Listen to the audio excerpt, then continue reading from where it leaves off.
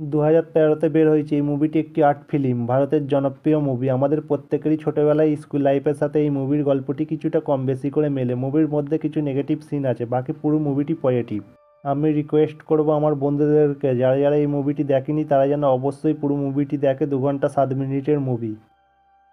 মুভির মধ্যে ছোটবেলায় কাউকে ভালো লাগা, কিছু বন্ধুত্ব ঠিক বলে বোঝানো যাবে না, তাই মুভির শেষে একটি ডায়লগ আছে, একটা কথা বলবো ঠাকুর, যা বোঝো না তাই নিয়ে কথা বলতে আসো না।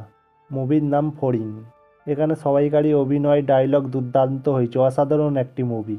অনেকক্ষণ বকর বকর করে ফেললাম, তো মুভিটির দিকে এবারে যাওয়া যাক। মুভিটির প্রথমেই একটা সুন্দর মেয়ে লাল টুপি পরে হাতে সিগারেট নিয়ে ফড়িংয়ের রেজাল্ট চেক করছে। এর নাম হলো ফড়িং। মুভিটিতে 3টি নাম আছে, আনন্দ সাধুকা, ফড়িং, লেবু চাঁদ। তো আমি ফড়িং বলছি, আজ স্কুলে ফড়িংয়ের রেজাল্ট বেরোবার দিন। ফড়িং খুব টেনশনে স্কুলের বেঞ্চিতে বসে আছে আর ম্যাডাম ওকে রেজাল্ট নিতে ডাকছে। হঠাৎ করে মুভির সিনটি চেঞ্জ হয়ে গেল। কি হলো এটা? আরে ফড়িং তো টেনশনে ঘুমের মধ্যে স্বপ্ন দেখছিল একটা সুন্দর ম্যাডাম ওকে রেজাল্ট নিতে ডাকছে। তো যাই হোক, এরপর ফড়িং ঘুম থেকে উঠে একটা নদীর পাড়ে বসে ঠাকুরের সাথে মনে মনে কথা বলছে।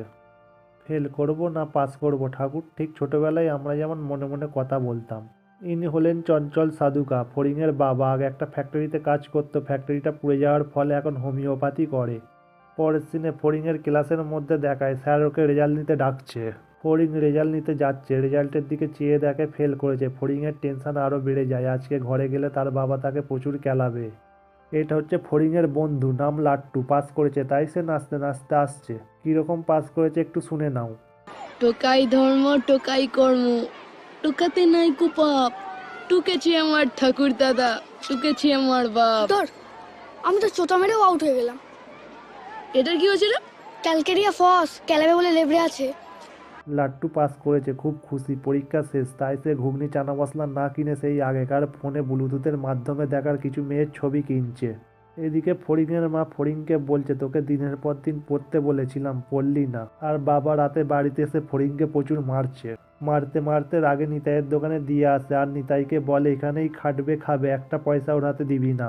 এই বলে ফড়িংয়ের বাবা চলে যায়। কিছুক্ষণ পর ফড়িংয়ের মা এসে ফড়িংকে বাড়ি নিয়ে গিয়ে বলে 7 বছর হলো ফ্যাক্টরি বন্ধ আছে, কারো মাথা ঠিক থাকে, রাগ করিস না, খেয়ে নে। ফড়িং খাওয়া দাওয়া করে শুয়ে শুয়ে তার দাদার সাথে মনে মনে কথা বলছে। এখানে বলে দিই, ফড়িংয়ের একটা দাদা ছিল যে স্কুলে ফার্স্ট হতো। ম্যালেরিয়া হয়েছিল, চিকিৎসা বা অভাবের কারণে মারা গেছে। মুভিটির মধ্যে শুধু তার ফটোটাই দেখানো হয়েছে। তো বাবা মেরেছিল বলে ফড়িং সুসাইড করবে, এই নিয়ে দাদার সাথে মনে মনে আলোচনা করছে। পরের দিন সকালে ফড়িং সুসাইড করবে বলে মনে মনে ঠাকুরের সাথে কথা বলছে আর বাবার উপর রাগ করে সুসাইড নোট লিখছে। মুভিটি সিন চেঞ্জ হয়ে ফড়িংদের স্কুলে দেখায় নতুন একটা ম্যাডাম এসেছে, নাম দোয়েল মিত্র। হেড স্যার ছাত্রদের সাথে পরিচয় করে দিচ্ছেন, ইনি তোমাদের ইতিহাস ম্যাডাম, কলকাতা থেকে এখানে পড়াতে এসেছে। সব ছাত্ররা ম্যাডামকে মনে মনে হাঁ করে দেখছে। তো ম্যাডামের আজ প্রথম দিন, সব ছাত্রদের মিষ্টিভাবে পড়াচ্ছে আর কে কি জানে একটা দুটো প্রশ্ন জিজ্ঞাসা করেছে। ফড়িং এবছর ফেল করেছে, এটাও ম্যাডামকে পাশের ছাত্র জানায়। এনার নাম হলো চন্দন বাবু, দোয়েল ম্যাডামের জাস্তুতো দাদা। হেড স্যারের সাথে পরিচয় করছে, ইনি কলকাতায় থাকেন, মাঝে সাঝে এখানে আসে। এদিকে ম্যাডাম ক্লাসের মধ্যে একটা দুটো কাহিনী শোনায় আর বলে আজ থেকে আমরা একটা জিনিস প্রমিস করবো, কে ফেল করলো কে পাস করলো এটা নিয়ে কাউকে বিচার করবো না। ফড়িংয়ের খুব ভালো লাগলো কথাটা শুনে। সুসাইড ক্যান্সেল, ঠাকুরের সাথে মনে মনে কথা বলছে। পরের দিন স্কুল থেকে আসার পথে ফড়িং ইচ্ছা করে তার সাইকেলের চেনটা ফেলে অপেক্ষা করছে ম্যাডাম কখন আসবে, ম্যাডামের সাথে যাবে বলে। ম্যাডাম আসছে দেখে ফড়িং চেনটা ঠিক করতে লেগে যায়। ম্যাডাম ফড়িংকে দেখে দাঁড়িয়ে পড়ে আর বলে কি হলো, লেবু চাঁদের চেন পড়ে গেছে? এই বলে ফড়িংকে একটা ফেসিয়াল ক্লিং পেপার বার করে দেয় হাতটা মোচার তারে। তারপর ম্যাডাম ফড়িংকে বাড়ির কথা জিজ্ঞাসা করতে করতে দুজনে একসাথে যাচ্ছে। ম্যাডামের বাড়ি চলে আসে, কিছুটা দূরেই ফড়িংয়ের বাড়ি। ম্যাডাম ফড়িংকে বলছে তোমার মধ্যে একটা কল্পনা আছে, যখনই মাথার মধ্যে আসবে একটা খাতার মধ্যে লিখে আমাকে দেখাবে, তাহলে আর ফেল করবে না। তারপর ফড়িং মনে খুশি নিয়ে এখান থেকে চলে যাচ্ছে আর মনে মনে কথা বলছে। এখনো বোধহয় খারায় আছে, একবার ঘর ঘুরে দেখবি নাকি ফড়িং? পরের সিনে ফড়িংয়ের মা স্কুলে ম্যাডামদের কাছে কিছু আচার বেচতে নিয়ে এসেছে। এখানে দোয়েল ম্যাডামের সাথে ফড়িংয়ের মায়ের পরিচয় হয়। ম্যাডাম বলে আনন্দ সাধুকা তো আপনার ছেলে, আমি না ওর খাতাগুলো দেখলাম, ওর সঙ্গে আমার একটু আধটু কথাও হয়েছে, ও কিন্তু ফেল করার মতন ছেলে নয়। আপনার অসুবিধা না থাকলে আমার কাছে পড়তে পাঠাতে পারেন। ফড়িংয়ের মা বলে এ তো খুব ভালো কথা, ও অবশ্যই আপনার কাছে আসবে। পরের দিন স্কুল ছুটির পর ক্লাসের কিছু ছেলেরা ম্যাডামকে দেখতে দেখতে সাইকেল নিয়ে ম্যাডামের পিছন পিছন যাচ্ছে। ম্যাডাম বুঝতে পেরে হঠাৎ করে দাঁড়িয়ে পড়ে আর ছেলেগুলোর দিকে ঘুরে এসে জিজ্ঞাসা করে, তোদের বাড়ি কোন দিকে? ছেলেগুলো বলে, লেবুতলা মোড়। কেন ম্যাডাম? তোর চক বাজার। দিনের হাট ম্যাডাম। তোদের কি রোজ এদিক দিয়ে ফিরতে হয়? না মানে আসলে এদিকে একটা ম্যাচ আছে তো তাই জন্য। কিসের ম্যাচ? ফুটবল। তোরটা কি হকি না ভলিবল? বাড়ি যা।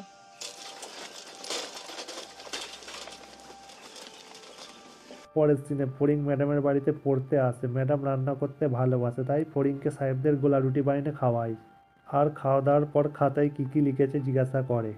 এই বাড়িটায় ম্যাডাম একা থাকে, তাই ফড়িং পড়তে এলে ম্যাডামের একটু টাইম পাস হয়ে যায় আর বাচ্চা ছেলে হিসেবে ফড়িংকে একটু ভালোবেসে পড়ায়। ফড়িংয়ের খুব ভালো লাগে। পরের সিনে লাট্টু ফড়িংয়ের জন্য অপেক্ষা করছে। ফড়িংকে পটাবার তাড়ে। ফড়িং আসতে লাট্টু ফড়িংকে বলে, কবে থেকে বলছি কবে থেকে ম্যাডামের বলছি কাছে নিয়ে নিয়ে চল, চ নিয়ে চল, নিয়ে নিয়ে চ চল, নিয়ে তুই চ, আবার তুই ঘুরে এড়িয়ে যাচ্ছিস। যাচ্ছিস।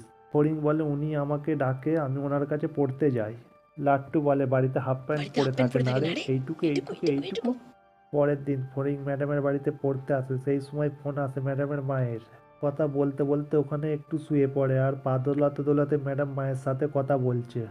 ফড়িং আড়ে আড়ে ম্যাডামের দিকে দেখছে আর পায়ের দিকে দেখার পর তো ফড়িংয়ের মনের স্পিড অনেক বেড়ে যায় আর লেখার স্পিড কমে যায়। লেখা শেষ করে ফড়িং ম্যাডামের বাথরুমে ঢোকে হাত মুখ ধুতে। এখানে কিছুটা বাজে সিন আছে, তাই কিছু সিন কাট করছি। ফড়িংয়ের কাল জন্মদিন, তাই ফড়িংয়ের মাকে ম্যাডাম বলে, কাল যদি ফড়িং আমার বাড়িতে খাওয়া দাওয়া করে আসে আপনার কোনো আপত্তি আছে? ফড়িংয়ের মা বলে, আপত্তির কি আছে, এ তো খুবই ভালো কথা। পরের দিন ম্যাডাম ফড়িংয়ের তার একটা কেক নিয়ে এসেছে আর একটা ফোন গিফট করছে। ফড়িং তাতে কিছু ম্যাডামের ছবি ও ভিডিও তোলে। পরের দিন স্কুলে ফড়িং লাট্টুকে ফোনটা দেখায় আর বলে, এই দেখ ম্যাডাম আমাকে জন্মদিনে গিফট দিয়েছে। এই বলে ফোনটা নিয়ে চলে যায়। একদিন স্কুলে ফড়িং বল খেলছিল। লাট্টু ওই সুযোগে ফড়িংয়ের ব্যাগ থেকে ফোনটা বের করে ম্যাডামের ছবিগুলো ব্লুটুথে নিজের ফোনে নিচ্ছিল। ওই সময় আর একটা বন্ধু চলে আসে আর লাট্টুকে বলে, ফড়িংয়ের ব্যাগ নিয়ে তুই কি করছিলিস বল, না হলে আমি ফড়িংকে বলে দেব। লাট্টু তখন ম্যাডামের ফটোগুলো তাকেও দেখায় আর বলে, কাউকে বলবি না। এইভাবে ফটোগুলো চারিদিকে ছড়িয়ে পড়ে। একদিন হেড স্যার ম্যাডামকে অফিসে ডেকে ম্যাডাম ড্যান্স করছে তার ভিডিওটা দেখায়। দেবাশিসবাবু বলে, দেখুন দোয়েল ম্যাডাম, এটা কোনো ক্রাইম নয়, আমরা জানি ফড়িংয়ের বয়সটা তো এখন খারাপ। ম্যাডাম বলে, সেদিন ফড়িংয়ের জন্মদিন ছিল, আমি ওকে বাড়িতে ডেকে এনে খাইয়েছিলাম আর তার সাথে একটা মোবাইল গিফট করেছিলাম। কিছুক্ষণ কথা হওয়ার পর হেড স্যার ম্যাডামকে বলে, আপনি এখন যান, এই নিয়ে আপনার সাথে পরে কথা বলবো। ম্যাডাম এখান থেকে চলে যায়। রাতে ফড়িংয়ের বাবা বাড়িতে এসে ফোনটা ভেঙে দেয় আর ফড়িংকে খুব কেইলে বাড়ি থেকে বের করে দেয়। ফড়িং ম্যাডামের বাড়ি চলে আসে। কিছুক্ষণ পর ফড়িংয়ের মা ফড়িংকে বাড়ি নিয়ে যায়। একদিন ফড়িং মন খারাপ করে সেই পুড়ে যাওয়া ফ্যাক্টরিটায় এসে কিছু একটা লিখছে। লাট্টু পিছন থেকে এসে জিজ্ঞাসা করে, এটা তুই কী লিখছিস ফড়িং? ফড়িং বলে, তোর কি, আমি যাই লিখি। এই বলে দুজনে মারপিট লেগে যায়। সেই সময় পাশ থেকে কিছু একটা শব্দ আসে। দুজনে উঁকি মেরে দেখে ম্যাডামের দাদা কিছু লোকজনের সাথে এসে এখানে কিছু বক্স রেখে চলে যাচ্ছে। এরা দুইজনে চুপচাপ বক্সগুলোর কাছে এসে খুলে দেখে তাতে মোবাইলের মতো কিছু আছে, সাথে বন্দুকও আছে। দুজনে এগুলো রেখে এখান থেকে চুপচাপ চলে যায় আর ফড়িং এগুলো এসে ম্যাডামকে জানায়। ম্যাডাম বলে, তুই এটা নিয়ে কাউকে কিছু বলিস না, এখন তুই এখন বাড়ি যা আর আজ রাতটা আমায় ভাবতে দে, কাল সকালে তখন থানায় যাব। মুভিটির সিন চেঞ্জ হয়ে ম্যাডামের দাদাকে দেখায় যে কিছু সিম কার্ড লকিং পেপারে ভরছে, সাথে জামা প্যান্টের ব্যাগ গোছাচ্ছে। পাশে ম্যাডাম বসে আছে, এই ব্যাপারে কথা হচ্ছে। ম্যাডামকে বলে, তুই একটা দায়িত্ব নিয়ে এসেছিলিস, সেটা ফেল করেছে আর এটা তোর দোষ নয়, তুই ওঠ এখান থেকে আর চল আমার সাথে। পরের দিন সকালবেলা ম্যাডাম ফড়িংকে আসতে বলেছিল থানায় যাবে বলে। ফড়িং বাড়িতে এসে দেখে তালা মারা।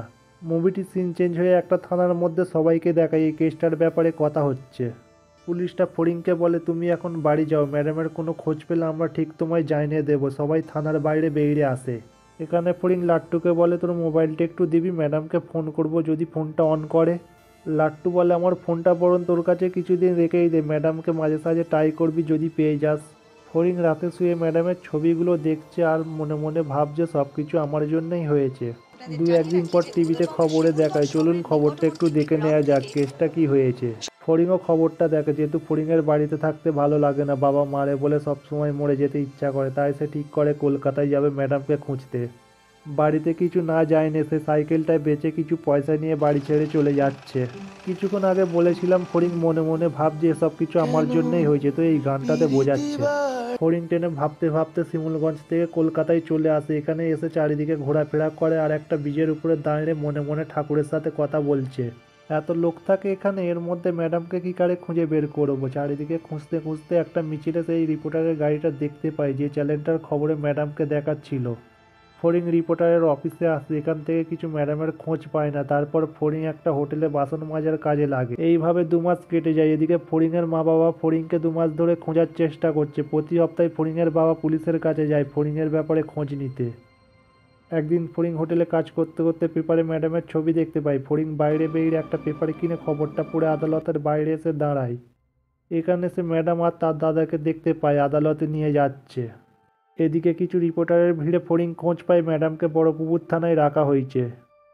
ফড়িং থানায় এসে অফিসারকে গিয়ে বলে, দোয়েল মিত্র আমার পিস্তিত দিদি, ওনার সাথে একটু দেখা করা যাবে? পুলিশ অফিসারটা বলে, তোমার বাড়ির লোকজনের সাথে আসো, আর কাস্টডিতে তো উকিল না ছাড়া তুমি ঢুকতেও পারবে না। এই বলে ফড়িংকে পাঠিয়ে দেয়। রাত্রি 9:30টার সময় পুলিশটা থানার বাইরে এসে টিফিন করছিল। ফড়িংকে দেখতে পেয়ে বলে, কি রে, এখনো বাড়ি যায়নিস? ফড়িং বলে, 250 টাকায় কি উকিল পাওয়া যায়? আপনি একটা ব্যবস্থা করে দিন না, আমার কাছে 260 টাকা আছে, যাওয়ার জন্য 10 টাকা বাস ভাড়া লাগবে তো।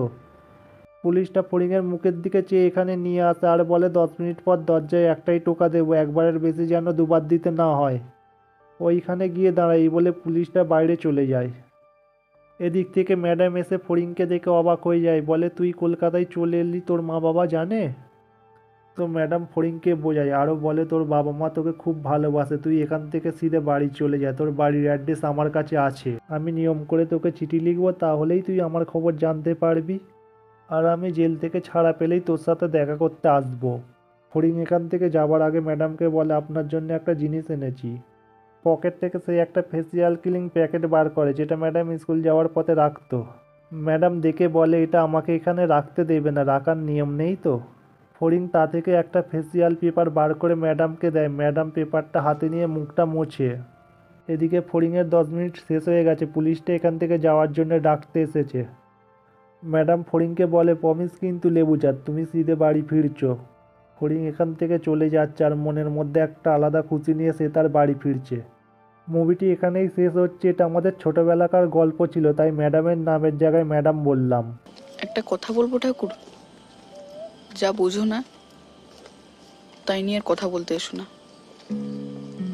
কিছু মুভি আছে যে মুভিগুলোকে বিজনেস হিসাবে ধরা যায় না, তার মধ্যে এই মুভিটি একটি। এর আগে আপনাদের মধ্যে যারা যারা পুরো মুভিটা দেখেছেন তাদেরকে বলছি, পুরো মুভিটা দেখার পর আপনার কেমন লেগেছিল কমেন্ট করে আপনার খুশি জানাবেন। এতক্ষণ সময় দেওয়ার জন্য সকলকে ধন্যবাদ। সকলেই ভালো থাকবেন, আবার অন্য কোনো নতুন মুভি নিয়ে আসবো।